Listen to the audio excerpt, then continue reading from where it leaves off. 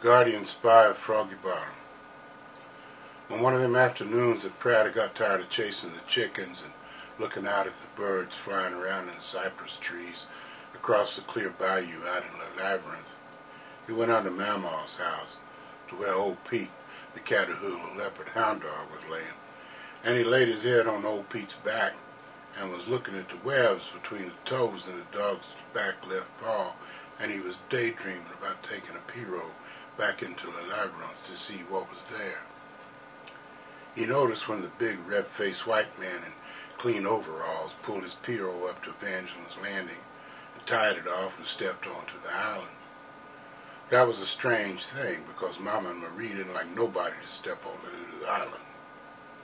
When our Gree customers come to the island, they stayed in their pirogues and then rung a bell until Mama and Marie come down to them.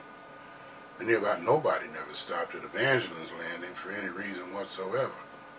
So Pratt picked up his ears, so to speak, at the same time as old Pete really did prick up his ears, and he watched the man real close as he walked toward Mama's house.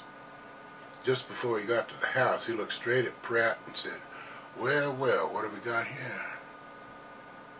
Pratt sat up and took his first hard look at Monsieur Jarhead Jackson, who was bent over with his hands on his knees and his head kind of cocked over towards his right shoulder, looking straight at Pratt from the edge of the house and grinning. Pratt knew who Monsieur Jarhead was, because he'd seen him before and Mama had told Pratt his name, but they'd never talked before. Pete knew him too, and give his tail a couple of hello thumps on the ground.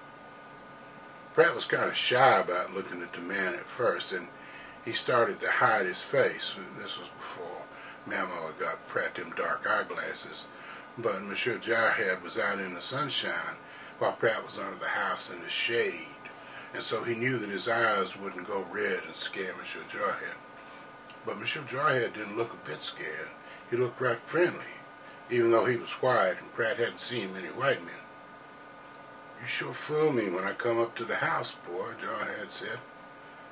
"I figured you were some kind of two-headed, eight-legged hound dog. I sure did." Pratt didn't know what to say, so he said nothing. Monsieur Jarhead regarded him for a few seconds, and then he said, "I can tell you know how to keep your own counsel. Can you keep a secret?" Pratt considered this, and then he nodded. Monsieur Jarhead nodded too.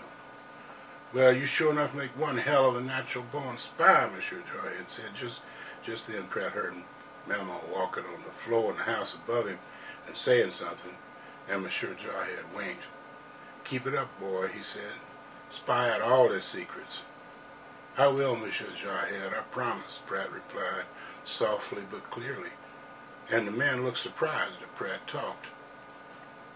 Pratt decided that he liked Monsieur Jarhead and was ready to talk a good bit more, but the big man stood up and started talking to Mama, and when he went away he didn't speak to Pratt again, but only bent over and waved. But Pratt didn't mind, because he had got his marching orders, and from that day on he became the guardian spy of Froggy Bottom. Monsieur Jarhead didn't really say guardian spy of Froggy Bottom. He just said one hell of a natural-born spy. But Pratt decided on the grander title later on, when he got his spying outfit all set up, partly because he wasn't allowed to say hell without getting his mouth washed out with lye soap, which Dr. Jacques always said would burn the hair right